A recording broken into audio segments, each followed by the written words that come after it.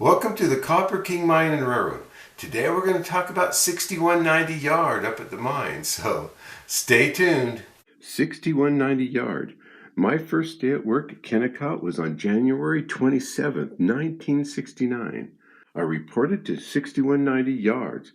Back then, you drove right up into the 6190 parking lot next to the yard. It was snowing hard. It was my first day with the 12 track gang. We sat in the coach all day long. The coach didn't even move out of the yard. 6190 Yard bridged the once canyon. It was a staging yard for trains in the higher elevation of the mine, including truck-to-train reload stations.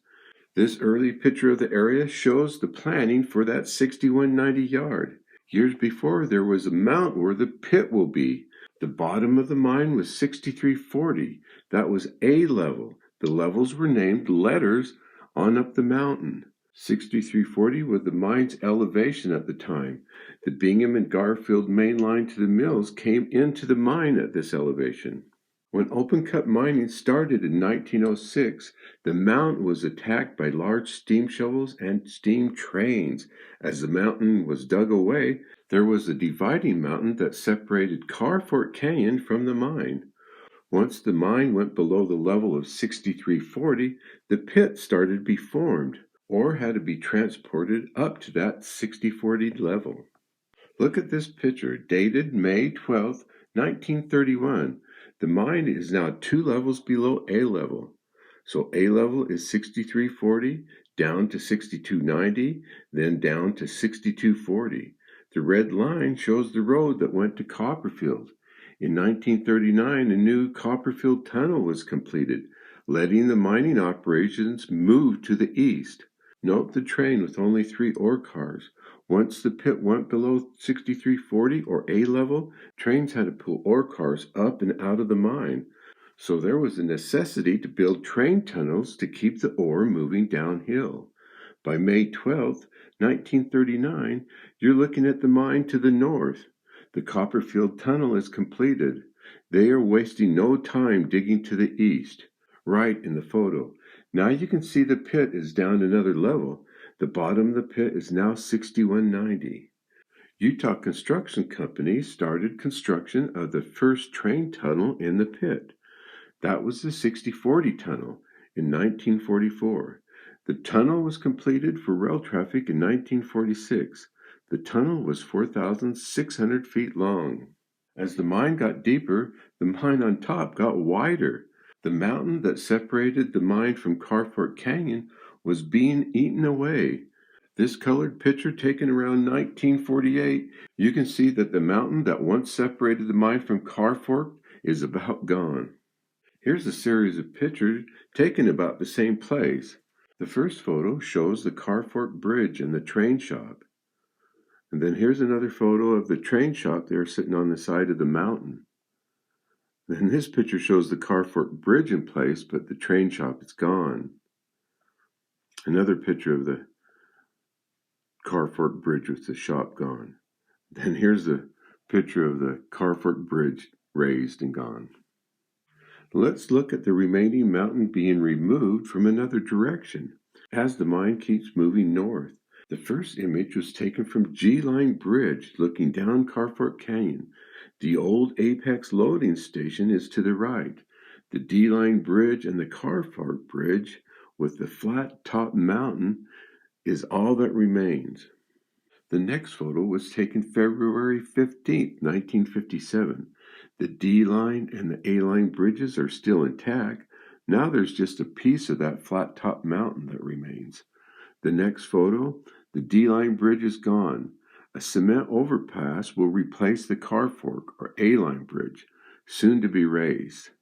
The next image shows one half of the Carfork or A-line bridge removed. By 1961, with the removal of the D-line and A-line bridges, the mine can now move to the north. With the once canyon filled in, 6190 Yard and parking lot is formed. It will stay this way for a few years.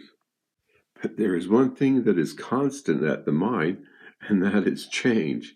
The mine was always on the move, getting deeper and bigger. So by 1973, 6190 was on the move again. The July/August Kinescope magazine, page 6 article, "The Mine on the Move, the Pit Deepens." Quote, "As the pit deepens, encircling levels must be pushed back, enlarging the upper circumference to permit greater depth and maintain slope stability." Unquote. In 1963, the bottom of the pit was at the 5340 elevation. With the purchase of property in the upper end of Bingham Canyon, they were now able to push back the 6190 lip of the pit. The 6190 mining offices were on skids just for moves like this. The Bingham Copperfield Vehicular Tunnel will be buried. The images shows the tunnel portal being buried. The tunnel opened for traffic in 1939. Now its part in history is gone. The parking lot to the 6190 yard is now way below the yard. To get up to the 6190 yard, you had to climb these killer stairs. They will eventually make a ramp that was a little easier. In 1974, I was cut back to the track gang. First of the 2 times that this happened. While working in this area, I had to climb these stairs. And then having a little track seniority, in the summer months I had to be the water boy. That's because no one else wanted to carry 2 large water buckets with ice up those stairs. James Belmont, professional Utah trained photographer, was able to capture some images at 6190 yard. This was in 1976 when the mine was testing diesel locomotives. It's fun to see these diesels with the old steeple cab electrics. Then in 1978, 6190 yard will move down the canyon again. Here's a photograph that shows that move. In 1983, the whole mining operation will become shovel-to-truck. Trains will only be used at reload stations at 6040 and the 5840 tunnel levels. The bottom tunnel at the 5490 level will house the conveyor belt. It was part of the in-pit crusher and conveyor system that started January 1988. In the early 1980s, a new haulage road will be built down the north side of Bingham Canyon. Now the images show construction of that new haul road. It was part of the main 10% that came out of the mine. The cement structure on the hillside was part of the Rio Grande Western's low-grade line that contracted with both Utah Copper and Boston Consolidated Copper to move the first ore out of the mine to the mills at Magna. That year was 1906. In 1940, Kennecott will build a proper bridge under that cement bridge retaining wall. As you can see in this June 1982 photo, the structures are still in place. This picture shows the building of that new haul road. With truck haulage taking over all mining operations, 6190 yard will be no more. Now, in the picture, you can see a rail line running through there. It was an active line for just a short time. The last train out of Bingham Canyon was May 30th, 2001.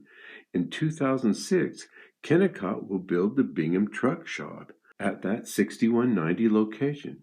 It was on the edge of the mine. The 2013 landslide took one half of that shop as it slipped down into the mine. A new modern, larger truck shop, the Copperfield shop, will be built approximately at that 6190 elevation, but away from the mine. In 2021, the crusher and conveyor system will move out of the mine, across from the Copperfield shop. So that's the 6190 yard.